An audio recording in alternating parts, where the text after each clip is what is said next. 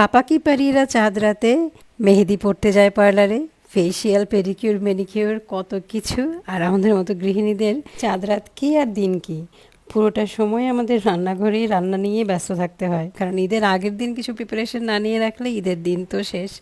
যদিও এবারের ঈদে আমার সঙ্গে আমার মা ছিল, যার কারণে সব কিছু প্রিপারেশন খুব সহজভাবে নিয়ে আমি চলে গিয়েছিলাম চাঁদ রাতটায় একটু বাইরে থেকে দম নিয়ে আসার জন্য, এবং কফি খেয়ে তারপর বাসায় আসলাম। হ্যালো এভরিওয়ান, আসসালামু আলাইকুম, এবং অনেক অনেক অনেক ঈদের শুভেচ্ছা। আমার চাঁদ রাত এবং চাঁদের দিনের ব্লগ নিয়ে, ঈদের আগের দিনের ব্লগ নিয়ে আমি চলে আসলাম। তো এই যে দেখতে পাচ্ছেন তিনটা ছাগল ছানার সঙ্গে আরও দুটো ছাগল ছানা, এগুলোকে প্রথমে তো আমি বাসার বারান্দায় ওঠাতে খুবই আপত্তি জানিয়েছিলাম, তারপর এই দুজনের কথা চিন্তা করেই আমি পরে নরম হয়েছিলাম, বলেছিলাম যে ঠিক আছে বারান্দায় এনে রাখা যাবে, কারণ নিচে গ্যারেজে রাখলে তো ওরা বারবার যেতে পারতো না, ওখানে সব জায়গাতেই গাড়ি আছে, একটা রিস্ক তো থাকেই। তো যে কারণে আমি ভয় পেয়েছিলাম যে নোংরা করবে, গন্ধ হবে, এই কারণে দেখা গেলো যে আমার হাজব্যান্ড একটু পরপর এগুলো যেয়ে পরিষ্কার করে দিয়েছিল, যার কারণে সেইভাবে আসলে নোংরা বা গন্ধ এই ব্যাপারটা একদমই হয় নাই। তো যাই হোক, ঈদের আগে তো একটু কেনাকাটা করা লাগেই, বাজার সদাই করে এবং সব কিছু ঠিকঠাক মতো গুছিয়েও রাখছিল আমার সাহেব। তো আমি ভাবলাম যে একটু রেকর্ড করে রাখি, কারণ সবসময় তো এই কাজগুলো তাকে দিয়ে করানো যায় না, যখন করে তখন আমার ভালোই লাগে, এবং সেইটুকু আমি দেখাই বলে অনেকেই ভাবে যে আমি খুব রানীর মতো থাকি, এবং আমিও এটা অবশ্য প্রিটেন্ড করি যে হ্যাঁ অবশ্যই আমি রানী, আমার সংসারে আমিই রানী। তো যাই হোক, এই যে আমার প্রতিবেশী এলাকাটা দেখাচ্ছি, এখানে অল্প কয়েকটা ফ্ল্যাট বাদে বাকি সব একদম অন্ধকার, মানে সবাই ঢাকা ছেড়ে চলে গিয়েছে। আর এই যে পরের দিন সকাল থেকেই শুরু হলো বৃষ্টি বৃষ্টি বৃষ্টি। এর মধ্যে একটু ঘুম থেকে দেরি করে উঠেছিলাম, কারণ রোজা রেখেছিলাম।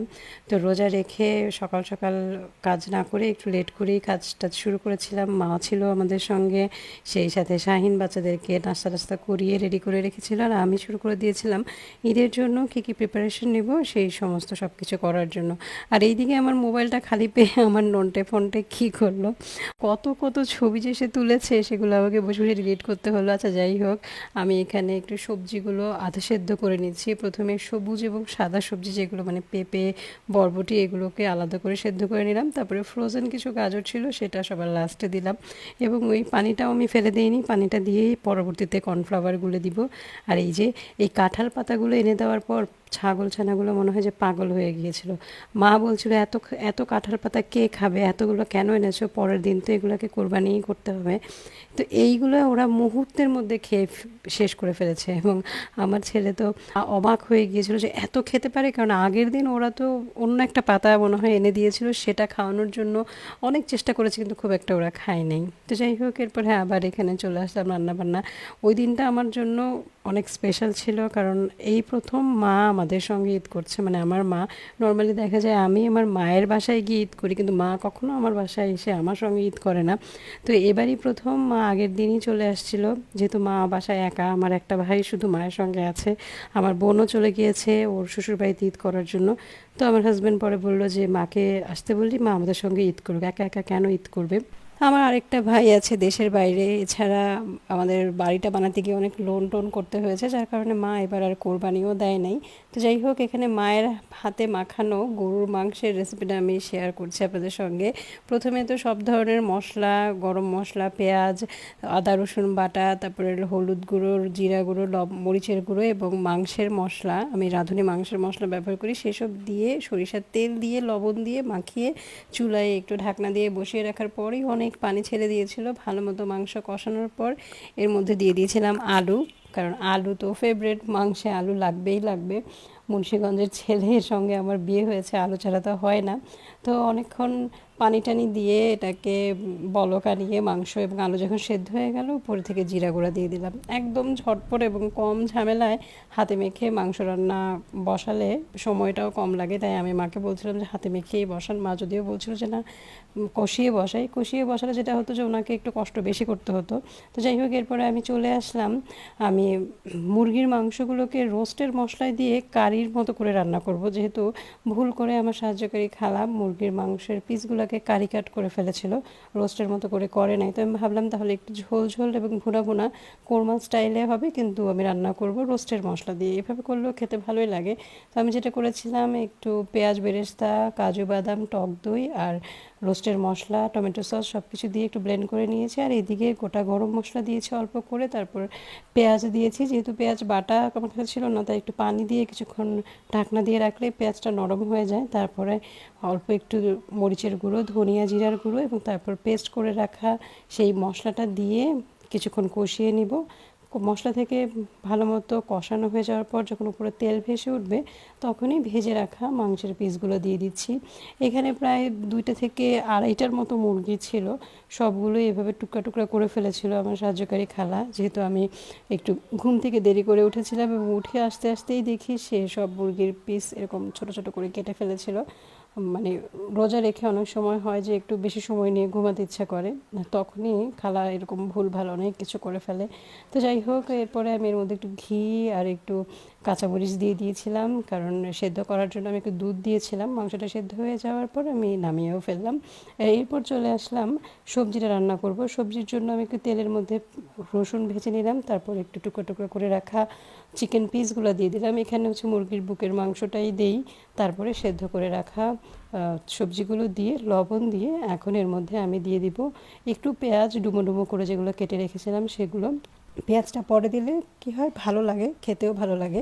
এরপর আমি এর মধ্যে একটু দিয়ে দিলাম কর্নফ্লাওয়ার গুলিয়ে, তারপর একটু দুধ দিলাম আর একটু গোলমরিচের গুঁড়ো দিলাম। এই তো ব্যাস, কর্নফ্লাওয়ার দেওয়ার পর আর খুব বেশিক্ষণ রাখতে হয় না, যেহেতু সবজিগুলো সেদ্ধ করাই আছে, একদমই ঘন হয়ে যায়। এবং আমি শেষমেশ একটু কাঁচামরিচ দিয়ে নামিয়ে ফেললাম। একদম 5 মিনিটের রান্না, এটা মোটেও সময় লাগে না। তো আমার মেইন রান্না সব হয়ে গিয়েছে। পোলাও আমি পরের দিন রান্না করব। এখন চলে আসছে আমি দই বসাবো। আমার ননাস যেদিন এসেছিলেন সেদিন আমাদের জন্য 2 কেজির মতো দুধ নিয়ে আসছিলেন, একদম গরুর খাঁটি দুধ। তো ওইগুলো দিয়ে আমি ভাবলাম যে তাহলে সেমাই রান্না করি আর দই বানিয়ে ফেলি, ভালো হবে মনে হয় এটা চিন্তা করে। তো প্রথমেই মা একটু ক্যারামেল করে নিলেন, একটু পানির মধ্যে চিনি দিয়ে ক্যারামেল করে, তারপরে আগে থেকে জাল করে রাখা দুধটা দিয়ে একটু কিছুক্ষণ ফুটিয়ে নিলেন। তারপর দুধটা কোনো রকম যখন কুসুম গরম অবস্থায় ঠান্ডা হয়ে এলো, তখন অন্য পানি ঝরতে দেওয়া দইয়ের সঙ্গে মানে দই বীজ মিক্স করে তারপরে এই যে মাটির হাঁড়ির মধ্যে বসিয়ে দিলেন।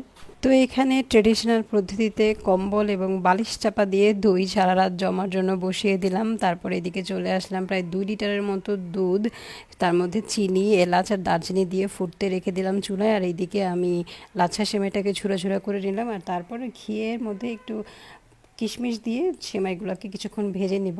দুধের সেমাই কিছুক্ষণ ঘিয়ের মধ্যে ভেজে নিলে তারপর দুধ দিয়ে দিলে খেতে ভালো লাগে। ঘিয়ে ভাজা না হলে সেমাইটা খেতে একদমই ভালো লাগে না। ঘিয়ের পরিবর্তে অনেকে তেল দেয়, তবে সেমাই বা ডেজার্ট জাতীয় খাবার একটু শাহি ভাব না আসলে ভালো লাগে না, তাই ঘি দেওয়াটাই ভালো। তো এই তো সেমাইটা কোনো রকম বলক চলে আসার পরেই কিন্তু রান্নাটা হয়ে যায়। আর এই দুধগুলো সেমাই এত পরিমাণে খেয়ে ফেলে, ঝটপট টেনে নেয়। তো যার কারণে দুধের পরিমাণটা একটু বাড়িয়ে দিতে হয়। আমি যেরকম ঈদের দিন আবার 1 লিটার দুধ ভালো মতো জাল দিয়ে সেমাইয়ের মধ্যে দিয়েছিলাম, যেহেতু ফ্রিজে রাখার পর এগুলো আরও টেনে গিয়েছিল। তো যাই হোক, এরপরে আমি একটু পাস্তাও বানিয়ে নিলাম, এটার আর ডিটেলস রেসিপি শেয়ার করলাম না। তারপর আমি চলে আসলাম আমার বাসার ফেভারিট সেমাইয়ের বল বা সেমাই সন্দেশ বানাতে। এটা আমার বর এবং আমার ছেলের অনেক ফেভারিট, ওরা সবসময় এটার জন্য আবদার করে। তো আমি এর মধ্যে ঘিয়ের মধ্যে একটু সেমাইগুলো দিয়ে ভেজে নিলাম। তার আগে বাদাম এবং কিশমিশ একদম কুচো কুচো করে কেটে নিয়েছিলাম। তারপর এর মধ্যে কনডেন্স মিল্ক দিলাম, প্রায় অর্ধেক ওটা কনডেন্স মিল্ক দিয়ে তার মধ্যে 1/3 কাপ গুঁড়ো দুধ দিয়ে তারপর সেমাইটা যখন একদম চটচটা হয়ে গিয়েছিলো তখন নামিয়েছি। তারপরে হাতের মধ্যে একটু ঘি মেখে গরম গরম থাকা অবস্থায় এভাবে গোল গোল করে বল বানিয়ে নিতে হবে। আর আমি যখন এটা বানাচ্ছিলাম, এই যে আমার ছেলে একটার পর একটা সে এসে নিয়ে যাচ্ছিল, টপাটপ খেয়ে ফেলছিল। এবং পরের দিন ঈদের দিনও সারা দিন ও ফ্রিজ থেকে এটা বের করে খাচ্ছিল, ও একাই খেয়েছিল। সব কাজ শেষ করে আমি যখন এসে বসলাম, আমার এই বিড়াল ছানাটা, আমার এই ছাগল ছানাটা এসে আমার পাশে বসলো, সে ততক্ষণে আমাকে পেলো। আর এই যে তারপর আমি শাহিনকে বললাম একটু বাইরে নিয়ে যাও আমাকে, আমার আর ভালো লাগছে না। যদিও আমার আরও একটা রান্না করা বাকি ছিল, দুধের সন্দেশ আমি বানাবো, সেটাও যদি আজকের রেসিপি আজকের ব্লগে আর দেখাবো না, পরের ব্লগে সেই রেসিপিটা আপনাদের সঙ্গে শেয়ার করবো। ওটা খেতেও খুব মজা হয়। এবং কফি টফি খেয়ে তারপর আমরা চাটাই, মানে কোরবানি দেওয়ার জন্য তো চাটাই লাগবে, সেটা নিয়ে বাসায় চলে আসলাম।